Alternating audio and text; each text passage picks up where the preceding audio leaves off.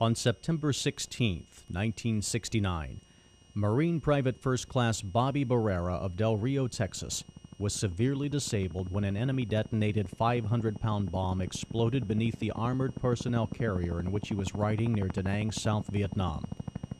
Among 8 Marines seriously wounded in the fiery explosion, Bobby's life was forever changed.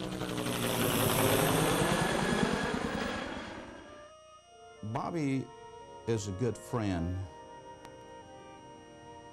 because he does what a friend does and is supposed to do. Bobby's attitude is just absolutely stupendous here. It's outstanding.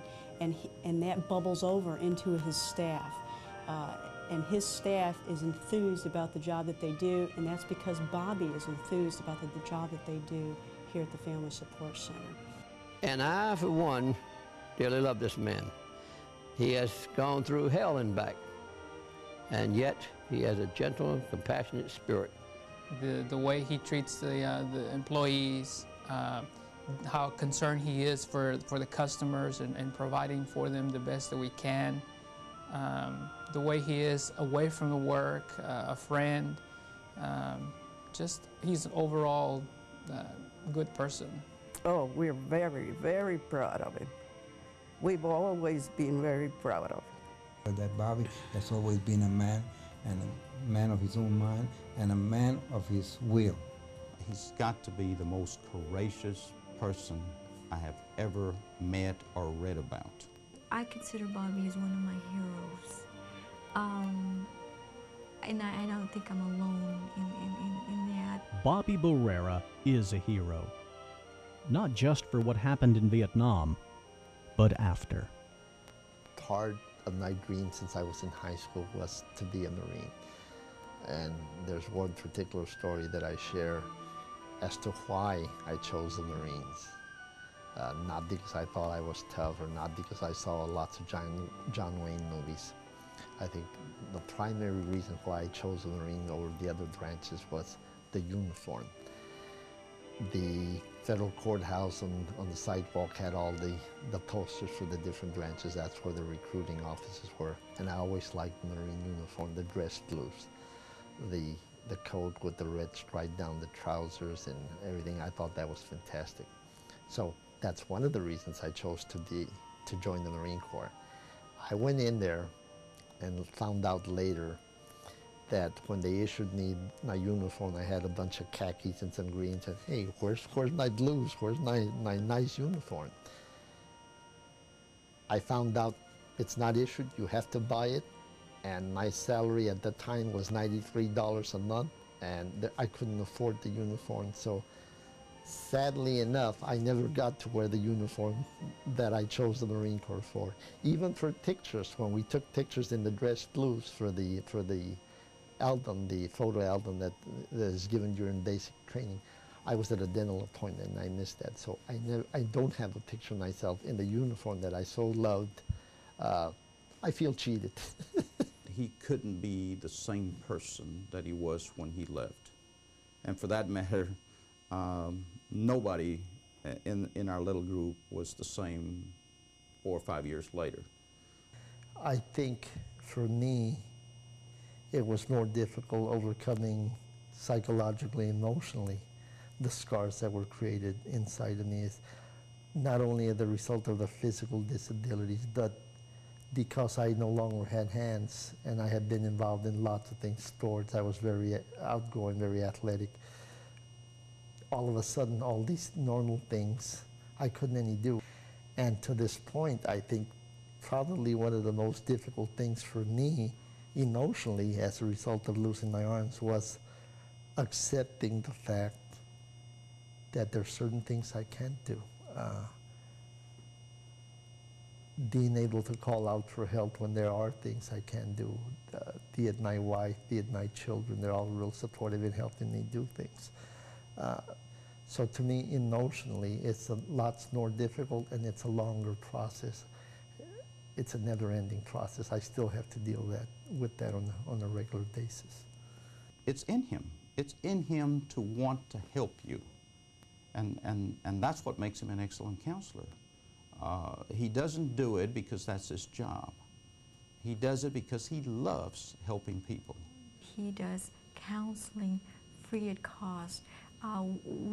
When I was needing his services, I went to him and I asked him, how much are you going to charge me? He says, I don't charge for my counseling. I feel like God let me live for a purpose. And I feel that this is my purpose, to be able to counsel people, to be able to help people. So he does drug abuse counseling for juveniles, adults. He does marriage counseling, and he does counseling for people, individuals like me that have gone through traumatic experiences. I love my job.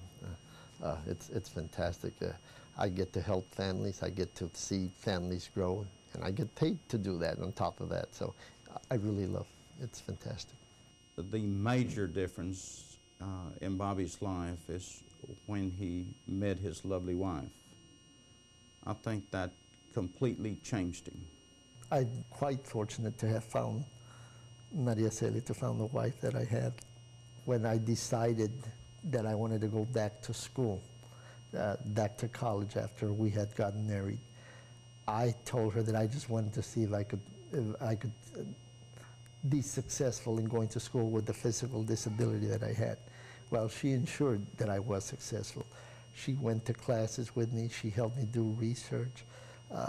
Anything that I needed, she was there for me. Bobby, he's a very sensitive person, very caring person. He's a wonderful husband and great father, too. Anything I need, he's there for me. My dad helps me with everything. He's been understanding, and if I ever have a problem, he'll be there for me. I know it. My dad is understanding, and when I need something, he's always behind me. No matter what it is, he's always there. So you look at veterans and you say, look at what a veteran can do to this community, and he's like a role model of what a veteran is in this community. He's a tremendous speaker. That was a pleasant surprise. I never thought of Bobby as a formal banquet type speaker, but he's great. I learned that there were certain factors, certain forces that enabled me to overcome my disability, my problems a little easier. One of them, and I call it the 4 S's. One of them is a sense of humor. I think we need to maintain that, a good outlook on life. Another is support, support from others, support from family, support from agencies, whatever it is, to overcome. The other is a spiritual relationship. I think a strong relationship with God enabled me, and certainly I think enables everyone to overcome anything. And the final is really a combination of all that I've mentioned previously. The final is a self. Believing in yourself, believing that you can do something, and then going out and actually striving and getting it done. So I think that's what I call it, 4 S's, and I feel strongly that that's how I've managed to be successful in the things that I have. Bobby is a perfect example of what the American character is. He's strong, he's dedicated, he believes, has proper values. Everything that makes this country great is what Bobby exhibits and practices. He tells young people that nothing is impossible if you're willing to set your goals and work hard every day to reach those goals. And he has proven that point with his life. Looking back at everything that we've done, everything that I've gone through, the question arises, I think, within myself, do I feel satisfied? Have I fulfilled the purpose in my life? I think the answer that I give myself is it's not ended, it's not complete. I think part of my destiny, part of my purpose in life is to help others.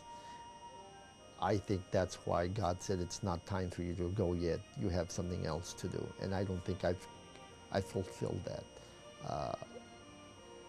I enjoy helping people, and I think I have the ability, especially when I get a chance to talk to younger kids, to talk about patriotism, to talk about overcoming barriers, to talk about a believe in yourself.